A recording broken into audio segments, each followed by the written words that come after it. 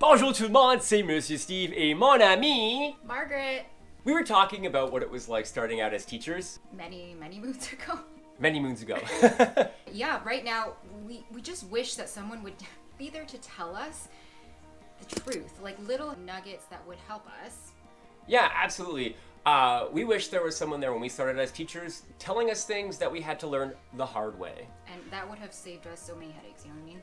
So many headaches. So here we are sharing what we've learned thus far on our journey as teachers. 1 second, I forgot to do the spiel. If you're liking what we're doing here, you appreciate the video, please give it a big thumbs up.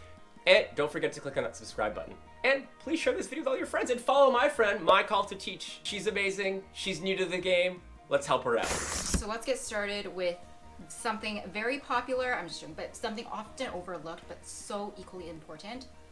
Paperwork. Ugh, paperwork. All right, first tip, document everything. This doesn't mean you have to mark legitimately every single thing that comes in, but a check mark would suffice in your binder just to make sure you've done it and you have a log of it being completed. You actually never know when that's going to come in handy. I have a story about that, Margaret. I'm sure you do too. Yeah, we do. My first year teaching, I gave a student a B, great mark. A parent was interested in knowing why it was a B and not an A, so they came into the class and actually requested to see my marking binders. Luckily, they were all in order, and I had all the documentation I needed to sufficiently prove why the student deserved a B and not an A. Suffice it to say, I was very happy I had that binder because it could have gone a little bit south otherwise. Yeah, and I just want to say, like, it's not even just marks. Like, what I like to do as well, I'll print out like a master list of all my kids' names, and then it could even be for learning skills. Like, I'll go around if there was homework or whatnot that needed to be completed, I'll go around and check, because for whatever reason, like you say, if someone does question why did so-and-so get a N, S, G, or E on whatever learning skill it is, it's there. Like, you have the data to prove it. And the biggest one with that is it wasn't handed in, or it wasn't complete. And you can see, you know, like 3 out of 5 times or whatever, it's all documented. Absolutely. So document it all. The next point that I want to talk about paperwork is keep track of all your parent guardian calls. I'm talking about anything in terms of, it could be a sunshine call, it could be calls of concern. 2 things why it's important. First is obviously so that you have a list, but it's for yourself to see that you ought to have a balance in a sense. Like, you don't want to just be making the calls because of behaviors, but also because of the sunshine calls. Parents, I'm a parent myself, like, they really appreciate it. Well, I'm also a parent, but my kid just happens to be a cat. Still a parent, right? So, you know, I also use the Remind app, and I still also document whenever I communicate to parents. And because it's the app, it's quick, parents do appreciate it. It could be something like, I'm talking about sunshine call, like I'll take a picture of a test or something. And I'm not saying like the child needs to get 100%. That's not, I just know, and we know as teachers, if students have been working really hard, and these are the sunshine calls that I make, is that I snap a picture and I say, you know what, I'm not only impressed with students' mark, but it is the student's work ethic. Like, I know the student has worked hard on it, this mark was earned, and this is what they get, so I'm really Love proud it. of, right? Love it. On that note, document behaviors as well. This is obviously for your own records, but I like to keep a running Google Doc, so I have students document it themselves on paper when necessary, but it's mostly for me, so that I'm using it for their learning skills when it comes time to report cards, but also if someone questions you on something that happened, hey, on September 25th, this and this happened, what were the details?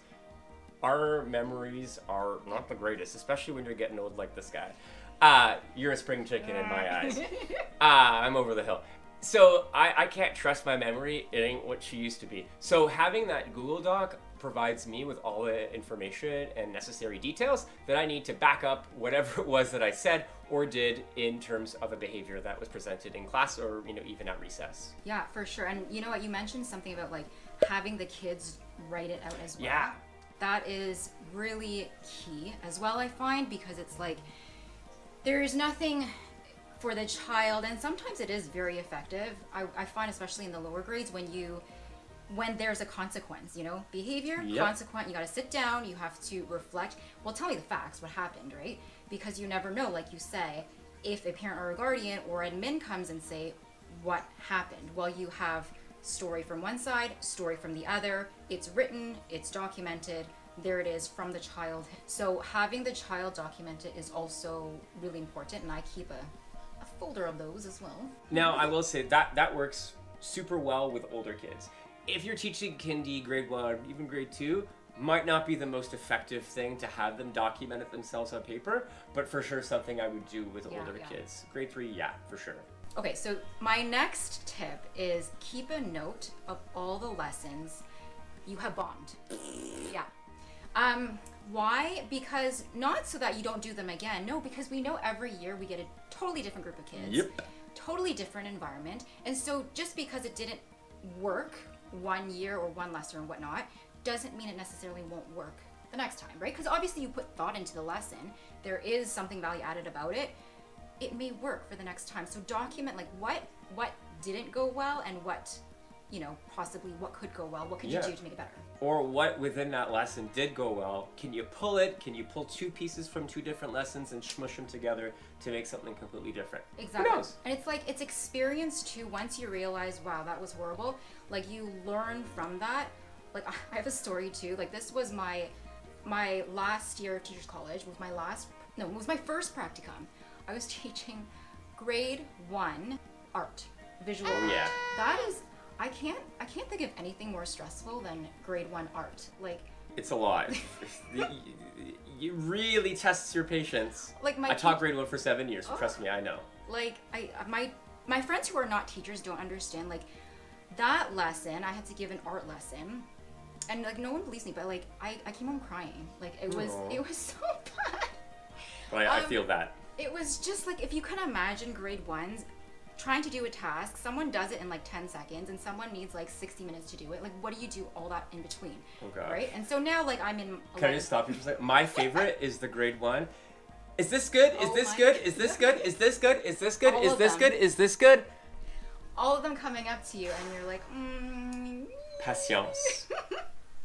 So, yeah, you that was clearly a teachable moment for me. Like, 11 years in, now from that experience, you learn quick. You just learn okay, what do I do when this person's done? What can we do? And then we've learned now, especially teaching in a split grade, to always have like plan ABC for early finishers to do, right? But with art, your best friend is literally draw. When they're done whatever activity, or they're like, I don't know what to do now, grab a piece of paper, draw something while you wait for me. Exactly, just wait. Another thing that I have learned in terms of specifically with art is that I do the art with the kids as well. Like I literally put it, whatever, on a piece of paper, magnet it to the whiteboard, and I said, let's take out the pencil, let's draw, and if they realize, oh, Miss Fong's not done her drawing, so maybe I shouldn't be done mine. Like, so then they realize to take the time, right? It shows them, there's an NKOTB song, and it goes a little something like this, step by step, ooh baby. That's pretty much it. I wasn't in there. Again, I am an old soul and man. Okay, so next thing is ask if you can keep student work as an exemplar. You could even photocopy it, but if you could get the actual work from them, that's awesome. If not, photocopy it. But why? Let me tell you. This allows you to have a range of examples that you can use to show parents, and you can use to show the kids. If you're expecting them to be a level 4, but you never actually show them what a level 4 looks like, how do you expect them to get there? So having exemplars is key. It also helps when you're trying to do moderated marking with your colleagues. For those who don't know what moderated marking is, all it is marking together, and by comparison, you are able to say, okay, well, this to me is a level 1. You're like, well, no, I think this is a level 2 based on this, this, and this. And then you kind of, come to an agreement like, okay, so this is this, this is this, that's moderated marking. And it's something you should all be doing, and if it's not something you're doing, start doing it now. Go talk to your colleagues. I don't know how you feel about it, but for me, moderating marking is key because it helps keep everybody on the same standard. And having those exemplars is super important, trust us.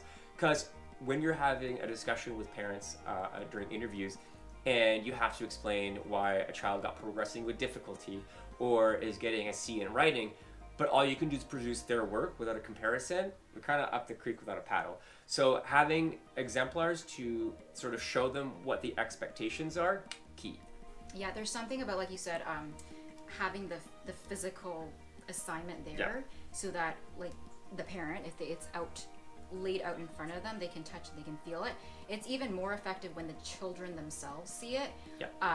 When they can touch and feel it, so that they know, like, oh, this was what I expected in the writing or the art or whatever it was, or whatever project it was. It definitely helps to have it physically there. But we are in the day and age of technology. There are times where I will be like, can I take a picture of it? And the kids will say yes or no. Cover the names. Yeah, or redact them. Yeah, because kids like to know, who's that? And it's like, it's from like 10 years ago. So you don't know them. Yeah, so just cover the name. So the next tip is keep a digital copy of templates. Like any templates you can think of, letters to parents, field trip forms. Okay, those field trip forms, I know it sounds little, but like it is, like you need that cover page, you need whatever the school board, everyone has a template for that. They're so time consuming. It is, and it's these little things that take up time, but if you have already a template there, all you have to do is obviously change the date, change the price if it needs to be changed, and it's there. It will save you so much time. Especially if it's a recurring excursion that you plan on taking your kids on every year. Why would you put yourself through that literal teacher misery when you can save yourself the trouble and just cut and paste, and paste? It goes same with like projects. You know, I like to like shift things around and try new things, but when there are effective projects, especially ones that the kids enjoy, keep those. Change the date, change whatever, you can modify whatever, but at least you have that skeleton. Could not agree more.